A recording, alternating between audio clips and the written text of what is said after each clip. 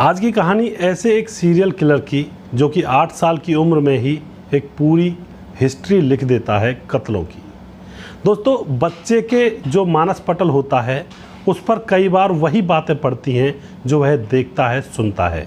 उन बातों को वह गहनता से अपने दिमाग में उतार लिया करता है।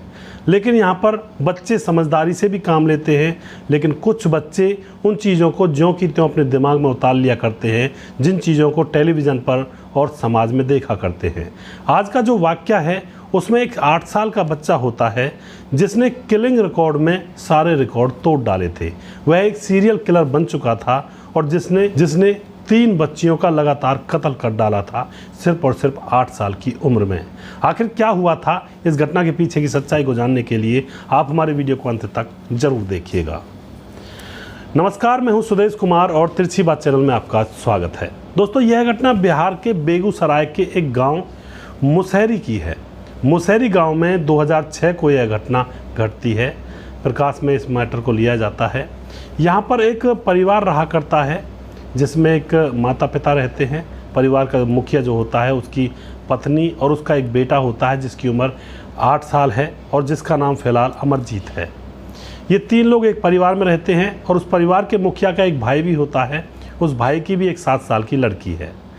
अब क्या होता है, कुछ समय गुजरने के बाद उस परिवार के मुखिया के भाई की 7 साल की लड़की गायब हो जाती है। उस लड़की को वह इधर उधर ढूंढते हैं, किसी के घर तो नहीं चली गई या फिर कहीं खेतों पर तो नहीं निकल गई, कहीं मंदिर में तो नहीं है, स्कूल में तो नहीं खेल रही है, लेकिन कहीं भी उस 7 साल की लड़की का अता पता नहीं चलता है। उसको ढूंढते ढूंढते 2-3 दिन गुजर जाते हैं।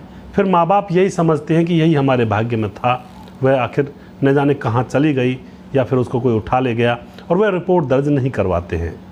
उसके बाद मामला शांत हो जाता है। गांव के अंदर भी लोग ये समझने लगे थे कि शायद हो सकता है कोई भूत प्रेत उठा कर ले गया हो, क्योंकि कई गाँव में ऐसी कुरीतियाँ होती हैं। लोग यही समझते हैं अभी भी। उसके बाद क्या होता है, 6 महीने गुजरते हैं और 6 महीने गुजरने के बाद उसी परिवार की एक दूधमुही बच्ची होती है, वह भी गायब हो जाती है। और जब वह गायब होती है तो घर वाले और ज़्यादा परेशान होते हैं कि एक ही परिवार की 2 बेटियाँ गायब हो चुकी हैं और अब उनको ढूंढते हैं इधर उधर कि कोई ले तो नहीं गया है, किसी को पता है या नहीं पता है, लेकिन वह दूधमुही बच्ची भी पूरे परिवार को कहीं भी नहीं मिलती है।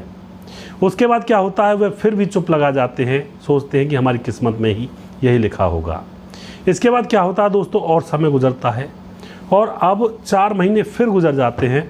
और 4 महीने के बाद क्या होता है, एक चुनचुन देवी होती है जिसको 6 महीने की बच्ची है। उसके घर के जस्ट सामने एक स्कूल है। स्कूल के अंदर अच्छे अच्छे पेड़ लगे हुए हैं, पेड़ों की छाँव अच्छी आती है, तो अपने बच्चों को वह वहीं पर खिला लिया करती है, क्योंकि दरवाजे के सामने ही स्कूल है। वहाँ पर बैठी हुई पेड़ की छाँव के नीचे वह अपनी 6 महीने की बच्ची को खिला रही थी और तभी उस बच्ची की नींद लग जाती है। तो वह उसको छोटी सी खटोली पर, एक छोटी सी चारपाई होती है, उसको खटोली कहा जाता है, उसमें लेटाकर उसे कोई काम याद आ जाता है तो वह घर के अंदर वहीं की वहीं चली जाती है। दरवाजे के सामने ही था। अब वह अपने काम को करने लगती है कि बच्ची सो रही है, उसको आराम करने दें। उसके बाद जब वह घर से बाहर निकल कर आती है तो वहाँ पर उसकी बच्ची गायब होती है। जैसे उसकी बच्ची गायब हो जाती है तो उसको बड़ी चिंता होती है, चीखने लगती है, चिल्लाने लगती है, लोगों से पूछती है भैया तुमने मेरी बच्ची को देखा, लेकिन कोई भी कुछ भी नहीं बताता है। पूरे गांव में सन्नाटा फैल जाता है और गांव के लोग यही कह रहे होते हैं कि हो ना हो इस गांव के ऊपर किसी प्रेत आत्मा का साया है जो बच्चों को उठा कर ले जाती है। यह बातें गाँव के अंदर चलने लगती हैं। लेकिन यहाँ पर चुनचुन देवी अब इस बात को मानने से इनकार कर देती है और पुलिस थाने में जाती है। वहाँ पर रिपोर्ट दर्ज करवाती है कि मेरी छोटी सी बच्ची गायब हो चुकी है, कोई उसको उठा ले गया है। पुलिस गांव के अंदर आती है और पूछताछ करती है तो पुलिस को पता चलता है कि यहाँ पर इस गांव के अंदर पहले से ही 2 बच्चियाँ और उठाई गई हैं। तो पुलिस गांव वालों से कहती है कि तुमने पहली बच्चियों की रिपोर्ट क्यों नहीं दर्ज करवाई थी। तो गांव वाले यही कहते हैं कि हम समझ रहे थे कि शायद बुरी आत्मा का इस गांव के ऊपर प्रकोप है और वही इन बच्चों को उठाकर ले जाती है। लेकिन पुलिस वाले गांव वालों को धमकाते हैं कि तुम आजकल के दौर में भी इन बातों पर विश्वास करते हो और यह बच्ची कहाँ गई होगी, क्या किसी को पता है। तभी भीड़ में से उस अमरजीत जो 8 साल का लड़का है उसका पिता निकल कर आता है और वह पुलिस के सामने कहता है कि चुनचुन देवी की बच्ची को मैंने अपने बेटे की गोद में देखा था, वह खिला रहा था, उसके बाद मुझे कुछ पता नहीं वह उसको कहाँ ले गया। तो पुलिस तुरंत उसके बेटे अमरजीत को बुलाती है अपने पास और उससे पूछती है कि तुमने उस बच्ची को कहाँ ले गए थे तुम उस बच्ची को, कहाँ पर खिला रहे थे। लेकिन वह अमरजीत पागलों की तरह हंसने लगता है, कहने लगता है मुझे क्या पता।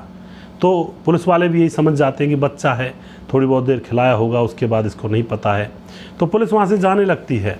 लेकिन यहाँ पर वह बच्चा पलटकर जवाब देता है कि अगर मुझे बिस्किट ला कर दो तो मैं बताऊँगा बच्ची कहाँ है। तो पुलिस वालों के कान खड़े हो जाते हैं। पुलिस वापस मुड़ती है और बिस्कुट मंगाया जाता है। बिस्कुट उसको दिया जाता है तो वह पूछा जाता है कि बताओ बच्ची कहाँ है। तो वह लड़का बताता है कि मैंने उस बच्ची को खपड़ेल मार करके सुला दिया। यह लफ्ज़ वह लड़का अपने मुंह से निकालता है। पुलिस वाले कहते हैं कहाँ पर सुला दिया। तो वह पुलिस वालों से कहता है कि एक और बिस्कुट का पैकेट दो, तब बताऊँगा कहाँ पर ले गया था मैं उसे। तो और बिस्कुट का पैकेट दिया जाता है और फिर वह पुलिस वालों को एक झाड़ियों के पास ले जाता है। पत्तों के नीचे से खोद कर दिखाता है तो वह बच्ची ज़मीन के अंदर एक गड्ढे में दफन हुई पड़ी थी मृत अवस्था में। पुलिस उस डेड बॉडी को निकालती है। बच्ची की डेड बॉडी को देखकर उसकी माँ चुन चुन जोर जोर से रोने लगती है, दहाड़ मारने लगती है। पूरे गांव में शोक की लहर दौड़ जाती है और सभी को पता लग जाता है कि इसी ने इस बच्ची को जान से मारा है। अब यहाँ पर क्या होता है दोस्तों, अब पुलिस उसको अरेस्ट करती है और उसको थाने ले जाती है। वहाँ पर पूछताछ करती है क्योंकि पुलिस को पता था 2 लड़कियाँ और गायब हुई हैं, शायद इसके बारे में भी कुछ सुराग मिल जाए। तो यहाँ पर पुलिस दूसरी लड़कियों के बारे में भी उस अमरजीत जो 8 साल का लड़का है उससे पूछने लगती है। तो यहाँ पर भी वह यही बात कहता है कि मुझे बिस्किट ला कर दोगे तो मैं बताऊँगा उनके बारे में भी। पुलिस उसको बिस्कुट ला कर दे देती है और फिर यहाँ पर वह बताता है कि मैंने उन दोनों लड़कियों को भी खपरेल मारकर सुला दिया। यहाँ पर बताता है कि जो 7 साल की लड़की थी सबसे पहले गायब हुई थी, उसी के चाचा की लड़की, वह कुएं के पास खेल रहे थे, उन दोनों के बीच में लड़ाई हुई और फिर उसने उसके सर में ईंट देकर मारी तो वह रोने लगी। उसको मज़ा आता था, इसलिए उसने मज़ा लेने के चक्कर में उसको वहीं पर एक पुराना कुआं था खेतों के पास में, उसमें उसको धक्का दे दिया और उसके बाद से वह वहीं पर उसी में पड़ी हुई है। उस कुएँ के पास कोई ज़्यादातर जाता नहीं था। दूसरी बच्ची के बारे में भी वह बताता है कि उसको भी मैंने ही मारा है। उसके बाद दोस्तों थाने के अंदर जो उस बच्चे का पिता होता है वह आता है। वहाँ पर पुलिस उसके पिता को बताती है कि इसने 3 बच्चियों का कत्ल कर दिया है, तुम्हारे बेटे ने, तुम्हें पता है। तो यहाँ पर पिता का जो रिएक्शन होता है बड़ा ही नॉर्मल होता है। वह अचंभित नहीं होता कि उसके बेटे ने 3 बच्चियों को मार डाला है। पुलिस यह देखकर परेशान हो जाती है कि उसके पिता ने बिल्कुल भी रिएक्शन ऐसा नहीं दिया कि जैसे कि मानो क्या हो गया हो। तो यहाँ पर पुलिस कहती है तुम्हारा तो रिएक्शन बिल्कुल नॉर्मल है। तो यहाँ पर वह पिता बताता है फिर पूरी कहानी। वह पिता बताता है कि इसके चाचा की लड़की इसके साथ खेला करती थी, एक दिन वह गायब हो जाती है और फिर हमें पता लग जाता है कि शायद इसी के साथ खेल रही थी। तो यह कह देता है कि मैंने उसको मारकर फेंक दिया कुएं के अंदर। तो वह पिता कहता है कि हमने फिर इसको पीटा, खूब मारा, लेकिन उस लड़की की लाश को नहीं निकाला क्योंकि इसकी बदनामी हो जाती और फिर इसको जेल में जाना पड़ता। हमने सोचा कि यही विधि का विधान है, उस लड़की को कुएं में पड़ा रहने दिया। उसके बाद एक छोटी लड़की 6 महीने की दूध मुही बच्ची होती है उसी परिवार की, उसको भी निकाल कर यह मार देता है और फिर उसके बारे में हमें पता चल जाता है हमने इसको पीटा मारा, लेकिन फिर यह कह देता है कि मैं आज के बाद नहीं करूँगा। फिर हमें तरस आ जाता है, घर की ही बात थी, हम रिपोर्ट दर्ज नहीं करवाते हैं। उसके बाद यह तीसरा कांड यहाँ पे हो जाता है। चुनचुन देवी की लड़की को यह गोद में उठाता, उसको भी मार देता है। लेकिन अब हमसे रहा नहीं गया था, इसीलिए गांव के अंदर भीड़ के अंदर से उस लड़के अमरजीत का पिता निकल कर आता है और कहता है कि मैंने उस लड़की को अपने बेटे की गोद में देखा था। तो दोस्तों यहाँ पर पुलिस सारा मामला जान जाती है और उसके बाद अमरजीत से कारण पूछा जाता है कि आखिर तुमने उन बच्चियों को क्यों मारा। तो अमरजीत यहाँ पर हंसकर बोलता है, जैसे बच्चे बोलते हैं, कि मुझे उनको मारने में मज़ा आता था, जब उनको दर्द होता था तो मुझे मज़ा आता था, फिर मैं उनको और ज़्यादा पत्थर से मारता, और ज़्यादा मज़ा आता और फिर उसके बाद वह मर जाया करती। दोस्तों यहाँ पर वह बताता है कि मैंने जब लड़कियों को उठाया तो वह रो रही थी।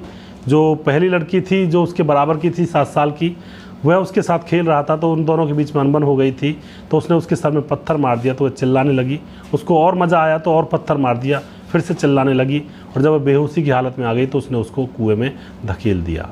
उसके बाद दूसरी जो दूध मुही बच्ची होती है वह सो रही थी और फिर सोकर जैसे उठी तो रोने लगी। फिर मैंने देखा कि यह रो रही है, मुझे मज़ा आ रहा था उसको देखकर। फिर मैं उसको जंगल की तरफ ले जाता हूँ, उसके सर में खप्पर मारता हूँ, यानी ईंट, यानी कि मटके का टुकड़ा होता है बड़ा मोटे वाला। फिर और रोती है, फिर मुझे और मज़ा आता है, फिर उसके सर में और पत्थर से जोर से मारता हूँ। इसी तरह से वह मर जाती है तो उसको वहीं गड्ढे में दफन कर देता हूँ। इसी तरह से तीसरी लड़की चुनचुन देवी की जो होती है, यह भी स्कूल के पेड़ के नीचे सो रही थी। सोकर जब जागी तो यह रोने लगी। मैंने देखा इसको और रुलाया जाए तो इसके सर में और पत्थर मारा, फिर और पत्थर मारा, इसी तरह से ये मर जाती है। फिर इसको भी झाड़ियों के पीछे एक गड्ढे के अंदर दफन कर दिया था। यह कहानी जब पुलिस वाले सुनते हैं तो वह भी हैरान रह जाते हैं। उस बच्चे को बाल सुधार गृह में छोड़ा जाता है, लेकिन वहाँ पर 3 साल में उसको निकालने का प्रावधान होता है बच्चे को। लेकिन यहाँ पे एक डॉक्टर के सानिध्य में उसको रखा जाता है और तकरीबन 10 साल तक बाल सुधार गृह में रखने की यहाँ पर गुजारिश की जाती है कोर्ट के सामने, क्योंकि यहाँ पर डॉक्टर बताता है कि इसको ऐसी बीमारी है कि इसको दूसरे बच्चों को तड़पाने में मज़ा आता है, और अगर 3 साल के बाद इसको निकाला गया तो हो सकता है ये ऐसा ही कांड दोबारा से कर देगा। इसलिए उसको 10 साल बाल सुधार गृह में रखा गया और सन 2017 में उसको वहाँ से निकाल दिया गया है 10 साल के बाद। अब दोस्तों ज़्यादा डिटेल में यहाँ पर दे नहीं सकता हूँ, क्योंकि वह अभी नाबालिग है, उसके बारे में ज़्यादा इन्फॉर्मेशन नहीं दे सकते हैं। लेकिन अब क्या गारंटी है कि वह इसके आगे ऐसा वैसा कांड नहीं करेगा। अभी तक तो उसने कोई कांड ऐसा किया नहीं है, और आगे चलकर उसका पता चलेगा क्या होगा। तो ऐसे बच्चे के बारे में आप क्या कहना चाहोगे? क्या उसको ज़िंदगी भर के लिए बाल सुधार गृह में रहना चाहिए था, या फिर वह उस समय बच्चा था, उसका अपराध इतना ही था कि उसे मज़ा आता था किसी बच्चे को मारने में, तो उसको सज़ा नहीं होनी चाहिए थी ज़्यादा, या फिर होनी चाहिए थी? आपकी जो भी राय है आप कमेंट बॉक्स में लिख सकते हैं। ऐसे ऐसे मामले निकल कर आते हैं दोस्तों। इन मामलों को जब हम सुनते हैं, देखते हैं, तो बड़ी हैरानी सी होती है कि बच्चे के रूप में लोग कहते हैं भगवान होते हैं, लेकिन यहाँ तो बच्चे के रूप में यह शैतान था जो छोटे छोटे बच्चों को मौत के घाट उतार रहा था एक के बाद एक। तो इस बच्चे के बारे में जो भी कुछ कहना चाहते हैं आप अपनी राय कमेंट बॉक्स में लिख सकते हैं। एक बात और कहना चाहूँगा, बच्चों को थोड़ा सा ज्ञान दें, समझदारी दें कि बेटा दूसरे जीव के अंदर भी प्राण होते हैं, उसको भी दर्द होता है, प्यार से रहना चाहिए सबके साथ। बच्चों को बचपन से ज्ञान दिया जाए तो हो सकता है ऐसे दिमाग वाला भी बच्चा सुधर सकता है। तो थोड़ा सा बच्चों के ऊपर मेहनत करिए, उनको सिर्फ और सिर्फ टीवी और मोबाइल के हवाले मत छोड़िए, क्योंकि टीवी और मोबाइल के अंदर ऐसी घटनाएं सामने आती हैं, उनको देखकर फिर वो बच्चे भी ऐसा ही करने का प्रयास करते हैं। बहुत ज़्यादा मर्डर के किस्से आते हैं, लोगों को मार दिया जाता है, टीवी के ऊपर, मोबाइल के ऊपर ऐसी घटनाएं आती हैं, तो उनको देखकर बच्चों का कोमल मन होता है, वह भी उसी दिशा में मुड़ सकता है, इसकी कोई गारंटी नहीं है।